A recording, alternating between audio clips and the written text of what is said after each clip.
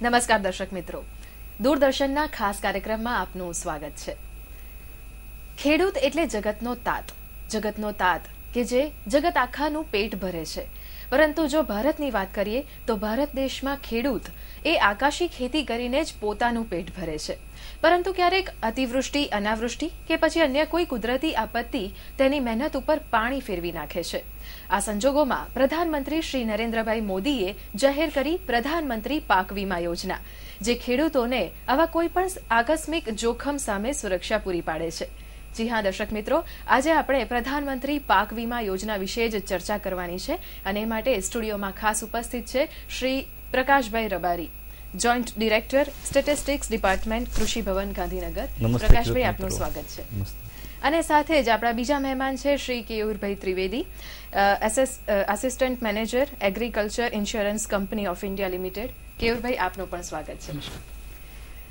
ચર્ચાની શરૂઆત કરીએ પ્રકાશભાઈ આપની સાથે કે આપણા દેશમાં પરંપરાગત ખેતી આકાશી ખેતી રહી છે. આકાશી ખેતી એટલે એવી ખેતી કે જેમાં ખેડૂતો માત્ર વરસાદ ઉપર આધાર રાખીને જ સારા પાકની માટે તૈયારી કરતા હોય છે.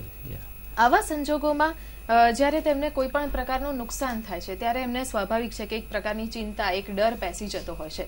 આવા સમયે પ્રધાનમંત્રીશ્રીએ જે આ યોજના પ્રધાનમંત્રી પાક વીમા યોજના લોન્ચ કરી ખૂબ જ આશીર્વાદ સમાન બની રહી છે. શું હેતુ છે આ યોજનાનો મુખ્ય?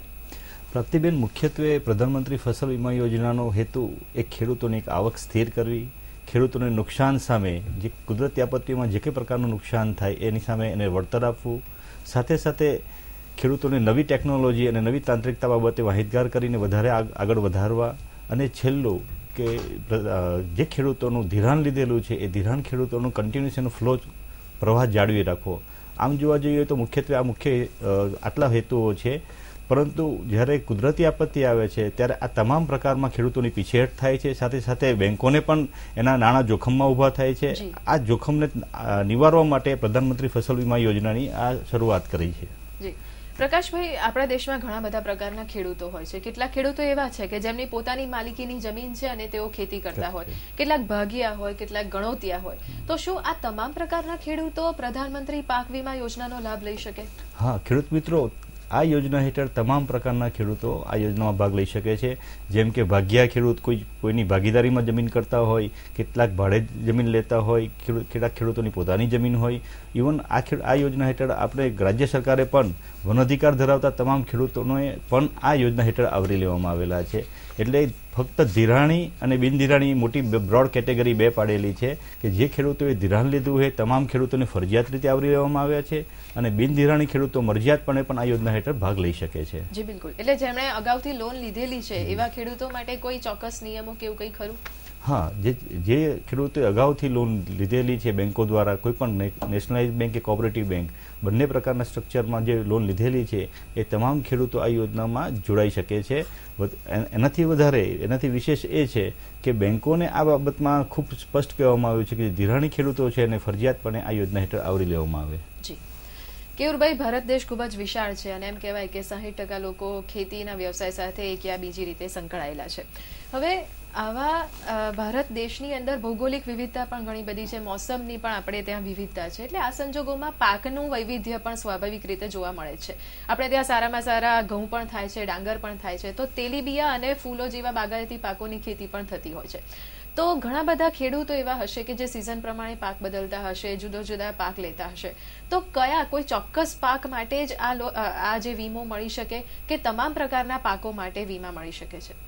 પ્રધાનમંત્રી ફસલ વીમા અંતર્ગત ગુજરાત રાજ્યની અંદર હાલમાં ખાદ્યાન્ન પાકો, તેલીબિયા પાકો, વાર્ષિક વાણિજ્યિક પાકો અને બાગાયતી પાકોનો સમાવેશ કરવામાં આવ્યો છે. દાખલા તરીકે જોવા જઈએ તો આપણે મગફળી છે, બાજરી છે, ડાંગર છે, અડદ છે, મગ છે, કપાસ છે. કપાસનો પિયત, બિનપિયત એમ અલગ અલગ પાડવામાં આવેલા છે. ડાંગરને પણ પિયત, બિનપિયત તરીકે નોટિફાય કરવામાં આવેલા છે. કેળના પાકનો પણ ખરીફ પાકોમાં સમાવેશ કરવામાં આવેલ છે. એટલે આમ રાજ્યમાં કુલ 16 પાકોનો સમાવેશ કરેલો છે ખરીફ ઋતુ માટે અને 12 પાકોનો રવિ ઋતુમાં કરવામાં આવશે. એટલે ખરીફ ઋતુના જે 16 પાકો છે જે કીરુભાઈએ વાત કરી એ પ્રમાણે તમામ પ્રકારના પાકોનો સમાવેશ કરેલો છે. ચોક્કસ વિસ્તાર આધારિત વિસ્તાર અને એની સામે સાપેક્ષ પાક એ બંને નોટિફાઈડ કરવામાં આવ્યા છે. એટલે બની શકે કે જે વિસ્તારમાં જે પાક થતો હોય તેનું નોટિફિકેશન હોય. જી, તો આની જે વિગતો છે અમારા ખેડૂત મિત્રો સુધી કેવી રીતના મળી શકે કે ખરીફ પાકમાં જે 16 આપે કયા એ કયા વિસ્તારના કયા પાકનો એમાં સમાવેશ કરવામાં આવ્યો છે, અથવા તો રવિ પાકની અંદર કેટલા પાક હોય અને કયા વિસ્તારમાં એ પાકનો સમાવેશ કરવામાં આવ્યો છે, તેની માહિતી ક્યાંથી મળી શકે? આ માહિતીમાં પહેલ તો પ્રચારની ખૂબ મોટી તંત્ર કામે લાગેલું છે. ખાસ કરીને ખેતીવાડી ખાતું, બેન્કર્સ મિત્રો, તમામ બેન્કર્સ મિત્રો પાસે આ યોજનાનું નોટિફિકેશન છે.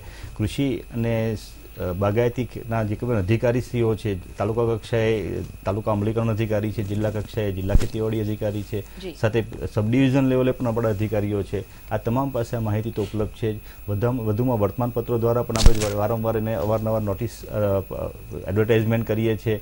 કેટલાક સેમિનારો પણ કરીએ છીએ. સાથે સાથે દરેક બેન્કર્સ મિત્રોની દરેક બ્રાન્ચમાં આ યોજનાનું વિશેષમાં વિગતે સાહિત્ય હોય છે.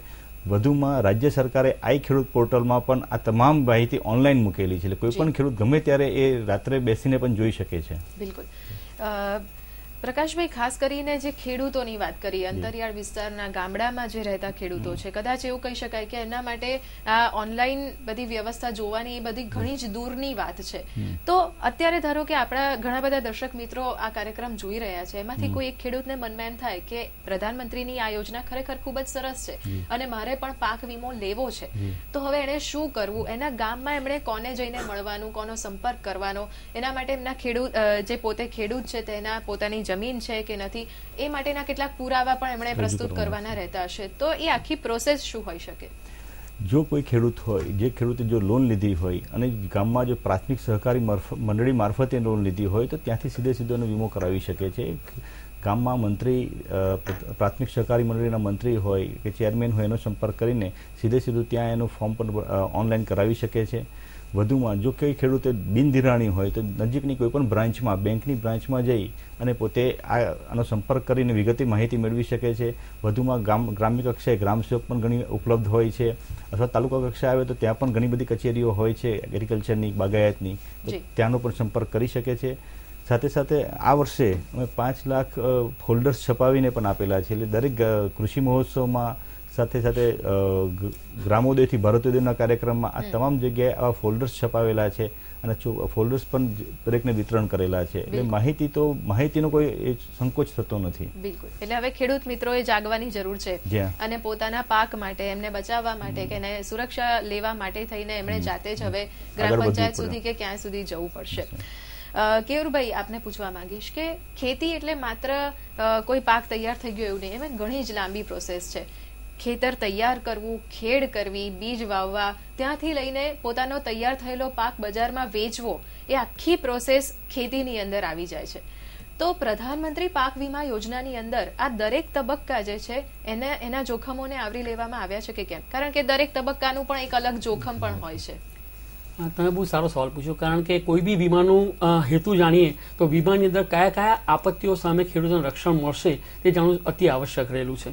તો અગાઉની યોજનાઓ કરતાં આ યોજનામાં વિશેષતામાં ખાસ એ પ્રકારે છે કે 5 અલગ અલગ સ્તરે જો કોઈ ખેડૂતોને નુકસાન થાય તો એ આપત્તિઓ સામે રક્ષણ આપી શકાય તે માટેનું પ્રાવધાન કરવામાં આવેલું છે.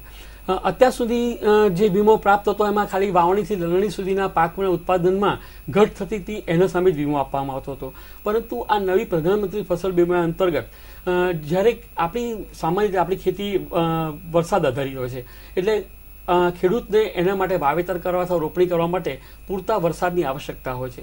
એટલે આ શરૂઆતના તબક્કામાં જો ખેડૂત પોતાની વાવણી કરી ના શકે અથવા રોપણી ના કરી શકે તેવા સંજોગોમાં, વાવણી કે રોપણી ના કરી શકે તેવા સંજોગોમાં સમ ઇન્સ્યોરના 50% રકમ ખેડૂતોને તત્કાળ ચૂકવી આપવામાં આવે છે અને ત્યાં વીમો બંધ કરવામાં આવે છે. પણ આના માટે ખાસ તરીકે જે એકમ હોય, વીમા એકમમાં 75% કરતાં વધુ વિસ્તારની અંદર તે વાવણી ના થઈ શકી હોય એવું રાજ્ય સરકારના ખેતીવાડી ખાતા દ્વારા નક્કી કરવામાં આવે તો તે વિસ્તારના દરેક ખેડૂતોને તે વીમિત પાક માટે વીમા લીધેલા દરેક ખેડૂતોને 50% રકમ આપી અને વીમો ત્યાં આગળ બંધ કરવામાં આવે છે. બીજા પ્રકારનું જો આપણે આવરણ જોઈએ તો કાપણી પછી ઘણીવાર કેટલાક પાકોની અંદર એને ખેતરની અંદર ફેલાવીને સૂકવવા માટે રાખવામાં આવતા હોય છે. આવા સંજોગોમાં કોઈક વાર સાયક્લોનિક રેન આવે, સાયક્લોન આવે અથવા પાણીનો ભરાવ થવાને કારણે એ પાકના ઉત્પાદનમાં ઘટ પડે તો તેવા સંજોગોમાં ખેડૂતોને તે પાકના નુકસાન સામે વીમો ચૂકવવામાં આવે છે. ચોથું છે કે લોકલાઇઝ રિસ્ક, સ્થાનિક આપત્તિઓ. ઘણીવાર આખા વિસ્તારની અંદર દરેક ઠેકાણે કરા પડી જવા, જમીન ધસી જવી આવા કારણો થતા નથી, પણ કેટલાક ખેતરોની અંદર આવા પ્રકારનું નુકસાન થાય છે. તેવા સંજોગોમાં આવા ખેડૂતોને તે વિસ્તારના એ લોકો દ્વારા વીમા કંપનીને અથવા ટોલ ફ્રી નંબર ઉપર 48 કલાકની અંદર નુકસાન થવાની જાણ કરતા વીમા કંપની દ્વારા ત્યાં સર્વેર એપોઇન્ટ કરવામાં આવે છે. સર્વેર દ્વારા 7 થી 10 દિવસની અંદર તેની રિપોર્ટની જાણ કરવામાં આવે છે અને 15 દિવસની અંદર રિપોર્ટ મળ્યા પછી તેનું ચૂકવણું કરવામાં આવે છે. આ એક ખાસ વિશેષતા હતી. અને જે અત્યાર સુધીની યોજનાઓમાં વાવણીથી લણણી સુધીના પાકમાં ઉત્પાદનમાં કોઈ બી કુદરતી કારણોસર જેવા કે પૂર આવી જવું, દુષ્કાળ, ડ્રાય સ્પેલ, રોગમાં જીવાત આવી જવી તેવા સંજોગોમાં ઉત્પાદનમાં ઘટ આવતી હતી. તે ઉત્પાદનમાં ઘટ આવવાને કારણે સામાન્ય ઉપજ કરતા ચાલુ વર્ષ ઉત્પાદનમાં ઘટ આવવાના સંજોગોમાં પણ ખેડૂતોને વીમો ચૂકવવામાં આવે છે. જી પ્રકાશભાઈ, જે પ્રમાણે કેયુરભાઈએ કહ્યું કે અલગ અલગ તબક્કામાં અલગ અલગ જોખમ રહેલા છે અને તે પ્રમાણે આ વીમો ચૂકવવામાં આવે છે, પરંતુ તેમણે ખાસ કરીને કુદરતી આપત્તિની વાત કરી. હવે જ્યારે કુદરતી આપત્તિ આવતી હોય છે એ તો સ્વાભાવિક છે કે જે તે વિસ્તારના તમામ ખેડૂતોને એ વસ્તુ લાગુ પડતી હોય છે, ભલે ગમે તે પાક લીધું હોય. પણ જો પર્ટિક્યુલર પાક લીધેલો હોય અને કુદરતી આપત્તિ સિવાય બીજું અન્ય પ્રકારે કોઈ નુકસાન થયું હોય, ઘટ પડી હોય, તો આની અંદર દરેક વિસ્તાર એટલે એક વિસ્તારના દરેક ખેડૂતોને એક સમાન વળતર મળતું નથી હોતું. તો આવા સંજોગોમાં જે તે ખેડૂતે જે તે પાક માટે વીમો લીધો છે એની ખરાઈ કરવા માટેનું કોઈ ચોક્કસ એમાં શું પ્રોસેસ હોય છે? હા પ્રગતિબેન, વીમો છે અન્ય પાક વીમા કરતા, અન્ય યોજનાઓની જે વીમા છે એના કરતા પાક વીમો થોડો જુદો પડે છે. વીમામાં આ યોજના છે એ વિસ્તાર આધારિત છે, એટલે નક્કી કરેલું જે યુનિટ એરિયા છે, યુનિટ એરિયાના તમામ વિસ્તારમાં એક સરખું પ્રીમિયમ હોય છે, એક સરખું સમ ઇન્શ્યોર્ડ હોય છે. અને જ્યારે એનું જે ક્રોપ લોસ એસેસમેન્ટ ગણવામાં આવે છે અથવા તો ઉત્પાદન ગણવામાં આવે છે, પણ તે એ વિસ્તાર આધારિત હોય છે. આખા વિસ્તારમાં જુદા જુદા અખતરાઓ લઈને એક સાથે ગણવામાં આવે છે. એટલે આ બધી બાબતોને ધ્યાને લઈએ તો વિસ્તાર આધારિત યોજના હોય. કોઈ ખેડૂત એમાં જોડાય તો જોડાયા પછી એને જે પાક માટે જોડાયો હોય એ પાકનું ઉત્પાદન એસેસમેન્ટ કરવામાં આવે છે અને એના આધારે જ વીમો ચૂકવાય છે. એટલે જ્યારે કોઈ ખેડૂત હોય તો એને તો પહેલું તો પ્રાથમિક તો એને પ્રીમિયમ ભરવું જોઈએ. પ્રીમિયમ ભર્યા પછી એને એનો વિસ્તાર છે જે પાક માટે પ્રીમિયમ ભર્યું એ પાક એને વાવવો જોઈએ. જો પાક ન વાવેલો હોય તો પાછળથી મીન્સ કે જ્યારે ચકાસણી કરવામાં આવે અને ચકાસણી કરવા દરમિયાન પણ જો એ વીમિત પાક ન હોય તો એનો પ્રીમિયમ જપ્ત કરવામાં આવે. એટલે આ બાબત ખૂબ જરૂરી છે. સાથે સાથે જ્યારે મોટા એરિયામાં હોય, જ્યારે મોટા વિસ્તારમાં હોય તો સેટેલાઇટ દ્વારા કેટલીક જગ્યાએ પર્સનલ મીન્સ ફિલ્ડ ક્ષેત્રીય ચકાસણી કરીને એ બધી રીતે ચકાસણી કરવાની એમાં જોગવાઈ છે. બેન્કર્સ મિત્રોને પણ વિનંતી છે કે બેન્કર્સ મિત્રો પણ આ રીતે એની પોતાની જે લોન લીધેલી છે, જે પાક માટે લોન લીધી છે એ પાક એને વાવવો જોઈએ અને એની ચકાસણી બેન્કર્સ મિત્રો પણ કરી શકે છે. દર્શક મિત્રો, પ્રધાનમંત્રી પાક વીમા યોજનાની ઘણી બધી રસપ્રદ અને માહિતીપ્રદ જાણકારી આપને આપતા જ રહીશું, પરંતુ અત્યારે સમય થયો છે એક નાનકડા વિરામનો.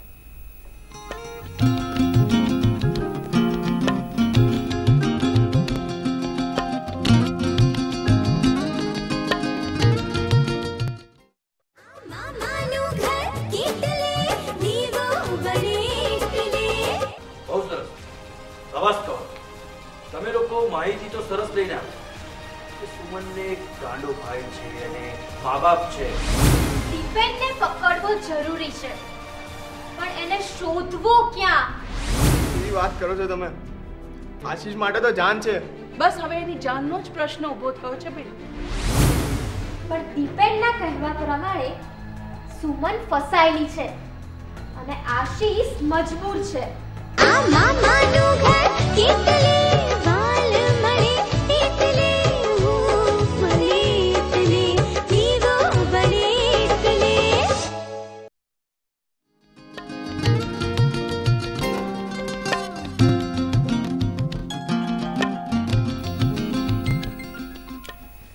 વિરામ બાદ કાર્યક્રમમાં પુનઃ સ્વાગત છે. આપણે વાત કરી રહ્યા છે પ્રધાનમંત્રી પાક વીમા યોજનાની. કેયુરભાઈ, આપણે ત્યાં ઘણા બધા પ્રકારના ખેડૂતો હોય છે. કેટલાક એવા ખેડૂતો છે કે જેમની પાસે વધારે વિસ્તારની જમીન છે, કેટલાક એવા ખેડૂતો છે કે જેમની પાસે ઓછા વિસ્તારની જમીન છે, કેટલાક એવા પણ ખેડૂતો છે કે જે કોઈકને ત્યાં કામ કરી રહ્યા છે. એટલે વિવિધ પ્રકારના ખેડૂતો છે. તો જે વીમાની રકમ નક્કી કરવામાં આવે છે એ વિસ્તાર પ્રમાણે કે કેટલી માલિકી ધરાવે છે એ પ્રમાણે કરવામાં આવે છે કે પછી પાક પ્રમાણે વીમાની રકમ નક્કી કરવામાં આવે છે? હા, આ પ્રશ્નના ઉત્તર હું આપને ખાસ જણાવીશ કે આપણે પ્રધાનમંત્રી ફસલ બીમા અંતર્ગત 2 પ્રકારના ખેડૂતોનો વીમો લેવામાં આવે છે. એક છે ધિરાણી ખેડૂત અને બીજા બિનધિરાણી ખેડૂત. ધિરાણી ખેડૂત અને બિનધિરાણી ખેડૂત બંને માટે સમ ઇન્શ્યોર્ડની રકમ સરખી રહેલી છે. તો હવે સમ ઇન્શ્યોર્ડની રકમ કેવી રીતે નક્કી થઈ શકે? તો નોટિફાઈડ એરિયાની અંદર નોટિફાઈડ ક્રોપ માટે દરેક ડિસ્ટ્રિક્ટની ટેકનિકલ કમિટી દ્વારા ધિરાણના દર નક્કી કરવામાં આવેલા હોય છે. એ ધિરાણના દર નક્કી કરેલા હોય એને આપણે સ્કેલ ઓફ ફાઇનાન્સ કહેવામાં આવે છે. એ સ્કેલ ઓફ ફાઇનાન્સના આધારે જે તે ખેડૂતના નોટિફાઈડ પાક માટેના વિમિત વિસ્તારને જે તે વિસ્તારના ધિરાણ દર સાથે ગુણતા જે રકમ આવે એ એનો સમ ઇન્શ્યોર્ડ તરીકે ગણતરી લેવામાં આવશે. એટલે ધિરાણી ખેડૂત અને બિનધિરાણી ખેડૂત બંને માટે વિમિત વિસ્તારને તેના સ્કેલ ઓફ ફાઇનાન્સ વડે ગુણતા જે રકમ આવે તે સમ ઇન્શ્યોર્ડ તરીકે ગણતરીમાં લેવામાં આવશે. તો એક વાત કરી દઉં કે કોઈ પણ આ યોજના હેઠળ વાવેતર વિસ્તારની કોઈ મર્યાદા નથી. ખેડૂત ઈચ્છે એટલા વિસ્તાર માટે વીમો કરાવી શકે, ખેડૂત ઈચ્છે એ નોટિફાઈડ પાક માટે વીમો કરાવી શકે. એટલે કોઈ નાના સીમાંત ખેડૂતો માટે ચોક્કસ વિસ્તાર અથવા મોટા ખેડૂતો માટે ચોક્કસ વિસ્તાર, એ આવી કોઈ વિસ્તારની મર્યાદા નથી. વિસ્તારની મર્યાદા નથી. જી. પ્રીમિયમના દર કઈ રીતના હોય છે કેયુરભાઈ? એટલે કારણ કે આપણે ત્યાં તો દરેક સિઝન પ્રમાણે ખેડૂતો પાક બદલતા હોય છે. તો જે એક ખેડૂત છે કે જેણે કોઈ નિશ્ચિત રવિ પાક માટે વીમો લઈ લીધો છે, પછી એને પાક બદલવો છે, તો ફરી વખત એને વીમો લેવો પડે. એટલે આ જે પ્રીમિયમના દર છે અને વીમાની રકમ એ પાક પ્રમાણે બદલાય, સિઝન પ્રમાણે બદલાય, એ બધાના પ્રશ્નોના ઉત્તર. પ્રધાનમંત્રી ફસલ બીમા અંતર્ગત ખરીફ પાકો માટે, ખરીફ પાકોમાં બાગાયતી પાકો અને વાણિજ્યિક પાકો માટે મહત્તમ પ્રીમિયમ દર 5% રહેલો છે. પરંતુ આ વખતે રાજ્ય સરકારે તેના ખેડૂતોને કપાસ માટે ખાસ કરીને પ્રીમિયમમાં છૂટછાટ આપી અને તેનો પ્રીમિયમ દર પણ અન્ય પાકો જેટલો 2% કરેલ છે. અને તેલીબિયા પાકો, ખાદ્યાન્ન પાકો, તે દરવે પાકો માટે ખરીફ સિઝન દરમિયાન ખેડૂતે સમ ઇન્શ્યોર્ડના 2% મહત્તમ પ્રીમિયમ આપવાનું રહેશે. અને રવિ પાકો માટે, ખાદ્યાન્ન પાકો માટે અને તેલીબિયા પાકો માટે વધુમાં વધુ 0.5% પ્રીમિયમ આપવાનું રહેશે. એક વાત કરી દઉં કે ખરીફ પાકોમાં જ્યારે એન્યુઅલ હોર્ટિકલ્ચર અને કોમર્શિયલ ક્રોપ એટલે વાર્ષિક બાગાયત અને વાર્ષિક કેશ ક્રોપ, એ બંને માટે પ્રીમિયમ 5% હતું ખેડૂતો માટેનું પ્રીમિયમ. પણ રાજ્ય સરકારે ખૂબ સારી રીતે સહાનુભૂતિપૂર્વક વિચાર કરી અને 5%ની જગ્યાએ જે અન્ય પાકોનું જેટલું પ્રીમિયમ છે 2%, એટલું 2% કરીને બાકીના જે 3%નો બોજો છે એ રાજ્ય સરકારે પોતે ઉપાડ્યો છે, મીન્સ વધારાની સહાય કરી છે. એટલે ખરીફ પાકો માટે, તમામ પાકો માટે, કેળ અને કપાસ એ બંને માટે પણ 2% જ ખેડૂતે પ્રીમિયમ ભરવાનું છે. બિલકુલ. જી પ્રકાશભાઈ, ખાસ કરીને આપણા ગુજરાતની વાત કરીએ તો ગુજરાતમાં અત્યાર સુધીની શું સ્થિતિ રહી છે? આમ જોવા જઈએ તો કેટલાક વિસ્તારો એવા છે કે જે એટલે વરસાદના પ્રમાણમાં તો ઘણું જ છેલ્લા થોડાક વર્ષોમાં સારું રહ્યું છે, તેમ છતાં ક્યારેક ક્યારેક કુદરતી આપત્તિ આવતી હોય છે.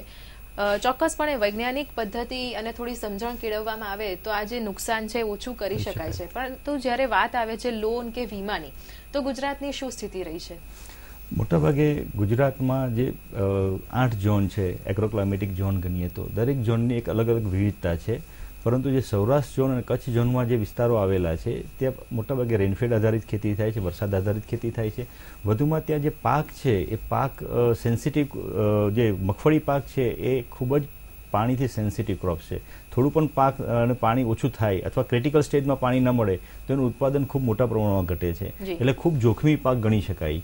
એટલે મગફળી પાક ખૂબ જોખમી છે. એટલે પરંપરાગત રીતે તમે પાક વીમા યોજનાની હિસ્ટ્રી જુઓ, ઇતિહાસ જુઓ તો પણ મગફળીમાં હંમેશા પ્રીમિયમ વધારે ભરાતું હોય છે. મગફળી પાક માટે ખેડૂતો ખૂબ જાગૃત છે.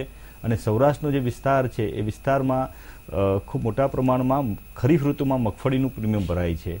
સાથે સાથે કપાસનું પ્રીમિયમ પણ ખૂબ મોટા પ્રમાણમાં આવી રહ્યું છે. આ વર્ષની વાત કરીએ તો આ વર્ષની આજની સ્થિતિએ 19 લાખ હેક્ટર કરતાં પણ વધારે વિસ્તાર આપણે પાક વીમા યોજના હેઠળ કવર કરેલો છે, જેમાં લગભગ 9 લાખથી ઉપરના ખેડૂતો અરજદારો તરીકે જોડાયા છે. એટલે ગયા વર્ષે કરતાં પણ લગભગ બમણાથી વધુ ખેડૂતો આ યોજના હેઠળ જોડાયેલા છે. આ યોજનાની જે કટ ઓફ ડેટ હતી, છેલ્લી તારીખ ખેડૂતો માટેની, એ 15 જુલાઈ હતી. 15 જુલાઈ સુધીમાં ખૂબ મોટા પ્રમાણમાં ખેડૂતો જોડાયા છે. સાથે સાથે જે બેંકોએ ઓલરેડી 15/7 સુધીમાં પ્રીમિયમ કાપી લીધું છે એ પણ પોતાની અરજીઓ ઓનલાઈન કરી રહ્યા છે. અને બેંકો માટેનો જે છેલ્લી તારીખ છે 31/7 છે. 31મી જુલાઈ સુધીમાં પણ બેંકો પોતાનું જે પ્રીમિયમ કાપેલું હશે એ ખેડૂતોની યાદી ઓનલાઈન કરી શકશે. એટલે આમ જોઈએ તો સમગ્રપણે યોજના ખૂબ સારી રીતે આ વખતે અમલમાં આવેલી છે. અને એનું જે મુખ્ય કારણ છે કે પ્રધાનમંત્રી ફસલ વીમા યોજનાની કેટલીક આઈ કેચિંગ જોગવાઈઓ કે ખેડૂતો માટે ખૂબ ઓછા પ્રીમિયમ દર રાખ્યા છે. 2% એટલે આઈ થિંક નેગ્લિજિબલ છે. ગયા વર્ષે ગઈ યોજના હતી અથવા ભૂતકાળની જે કઈ યોજનાઓ છે એના કરતાં સૌથી વિશેષ પ્રીમિયમ દરમાં ઘટાડો કરેલો છે. સાથે સાથે એકથી વધુ કંપનીઓને પણ આમાં સામેલ કરેલી છે. જિલ્લાઓના ક્લસ્ટર બનાવેલા છે. એ ક્લસ્ટરના કારણે પણ ખૂબ સરખા જોખમવાળા ક્લસ્ટરો એક સાથે આવેલા છે. મીન્સ કે લો એન્ડ રિસ્ક અને હાઈ રિસ્ક બંનેનું મિશ્રણ કરીને ક્લસ્ટર તૈયાર કરવામાં આવેલા છે. અને સાથે સાથે જે આ યોજના હેઠળ જે દાવાની સંપૂર્ણ જવાબદારી છે એ વીમા કંપનીઓ ઉપર છે. ભૂતકાળમાં આનાથી વિરુદ્ધ હતું કે દાવાની કંપનીની જવાબદારીઓ પણ પ્રીમિયમ કલેક્શન સુધીની જવાબદારી વીમા કંપનીની હતી. એનાથી ઉપરના દાવા ઉપસ્થિત થાય તો એ તમામ જવાબદારી એ રાજ્ય સરકાર અને કેન્દ્ર સરકારની સરખા હિસ્સે હતી. આ યોજના હેઠળ ખાલી પ્રીમિયમમાં જે સહાય આપવામાં આવે છે એની જવાબદારી રાજ્ય સરકાર અને કેન્દ્ર સરકારની સરખા હિસ્સે છે. જી, એટલે એમ કહી શકાય કે અગાઉ પણ આવી બધી પાક વીમા યોજનાઓ અમલમાં તો હતી, પરંતુ તે વીમા યોજના અને અત્યારની પ્રધાનમંત્રી પાક વીમા યોજનામાં ઘણા બધા મુદ્દાઓને લઈને ઘણા બધા તફાવત પણ જોવા મળે છે. ભૂતકાળની જે યોજનાઓ તો એના અનુભવના આધારે કહી શકીએ કે આપણા રાજ્યમાં 1979 થી વીમા યોજનાઓનો અમલ થયેલો છે. પહેલી યોજના આવી હતી એ પાયલોટ યોજના હતી. એમાં ખાદ્ય પાકો અને તેલીબિયા પાકોનો સમાવેશ કર્યો હતો. એ 1979 થી 1984 સુધી ચાલી. 1984 થી એટલે 1985 ખરીફ ઋતુથી 1999 સુધી કોમ્પ્રિહેન્સિવ ક્રોપ ઇન્સ્યોરન્સ સ્કીમ એ સર્વગ્રાહી પાક વીમા યોજના આવી. એમાં ફક્ત ધિરાણી ખેડૂતોનો સમાવેશ કરવામાં આવેલો કે જે પાક ધિરાણ લેતા હોય એટલા જ ખેડૂતો આ યોજનામાં જોડાઈ શકે. અને અનુભવના આધારે 1999 થી રવિ ઉનાળુની ઋતુથી રાષ્ટ્રીય કૃષિ વીમા યોજના આવી. આ યોજનામાં ધિરાણી અને બિનધિરાણી એમ બંને પ્રકારના ખેડૂતો જોડાઈને આ યોજનાને ખૂબ સફળ બનાવી. અને ત્યાર પછી અનુભવના આધારે આ પ્રધાનમંત્રી ફસલ વીમા યોજના આવી જેમાં ખૂબ જ સ્ટ્રક્ચરલ ચેન્જ ખૂબ મોટા કરવામાં આવ્યા. અને એના કારણે ખેડૂતોમાં ખૂબ આકર્ષક યોજના છે આજના તબક્કે.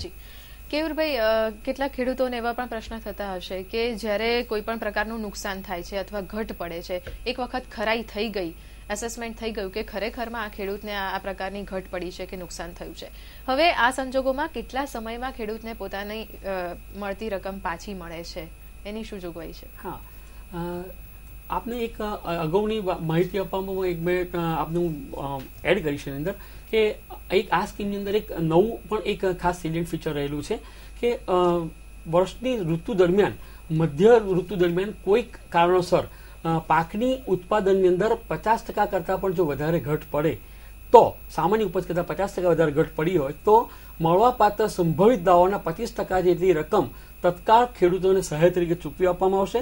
જે રકમ આખરી દાવો ચૂકવવામાં આવે એની સાથે સરભર કરવામાં આવશે. હવે આપણે સમય મર્યાદા માટે વાત કરી તો જે લોકલાઇઝ સ્થાનિક આપત્તિઓના સંદર્ભમાં આપણું તમને જણાવું તો ખેડૂતોએ 48 કલાકની અંદર વીમા કંપનીને જાણ કરવાની છે. વીમા કંપની દ્વારા સર્વેને એપોઇન્ટ કરશે. સર્વેનો રિપોર્ટ મળે 15 દિવસની અંદર ખેડૂતોના ખાતામાં તે રકમના દાવાઓની ડાયરેક્ટ ચૂકવણી કરવામાં આવશે. અને ફાઇનલ ઇલ ડેટા મળ્યા ને 3 વીકની અંદર ખેડૂતોને દાવાની ચૂકવણી કરી જોઈએ એવા પ્રકારનું આ યોજનાની અંદર એક ખાસ સીમા ચિહ્ન મૂકવામાં આવેલ છે. બિલકુલ. અત્યારે અમારા જે દર્શક મિત્રો આ કાર્યક્રમ જોઈ રહ્યા છે, ખાસ કરીને આપણે વાત કરી કે 31મી જુલાઈ એ છેલ્લી તારીખ હતી ખરીફ પાકો માટેના વીમા, 15મી જુલાઈ. તો હવે પછી જે નેક્સ્ટ છે ને નેક્સ્ટ સિઝન માટે જેમને વીમો લેવો છે એવા લોકોને તમે શું સલાહ આપશો? હવે આગામી ઋતુ આપણી રવિ ઉનાળુ ઋતુ આવશે. રવિ ઉનાળુ ઋતુમાં જે શિયાળાના જે પાકો છે એ શિયાળાના પાકો માટે વીમાની રકમ, અને જો શિયાળાના પાક માટે વધારાની તમે જો ક્રોપ લોન લીધી હોય તો એટલે ધિરાણી ખેડૂત બને તો એના માટે વીમો ફરજિયાત છે. તો આગામી ઋતુમાં ખેડૂતોએ પોતાનું ધિરાણ પણ મેળવી લેવું. સાથે સાથે રાજ્ય સરકાર જ્યારે જાહેર કરે ત્યારે એ ખરીફ ઋતુના જે કટ ઓફ ડેટ હોય એ સમય મર્યાદા પહેલાં વીમાની રકમ ઓનલાઈન ફોર્મ ભરી અને એને બેંકમાં જમા કરાવી દેવું.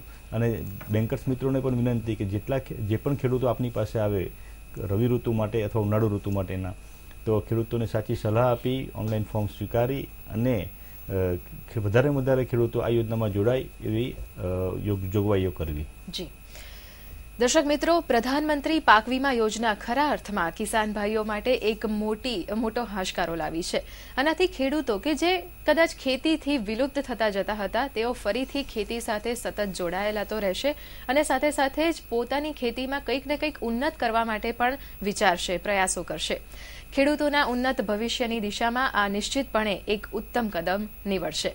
પ્રકાશભાઈ અને કેયુરભાઈ, આપ સ્ટુડિયોમાં ઉપસ્થિત રહ્યા અને સરસ મજાની માહિતી આપી તે બદલ આપ બંનેનો ખૂબ ખૂબ આભાર માનું છું. નમસ્તે. દર્શક મિત્રો, ફરીથી મળીશું આવા જ કોઈક સરસ કાર્યક્રમમાં. ત્યાં સુધી રજા આપશો. નમસ્કાર.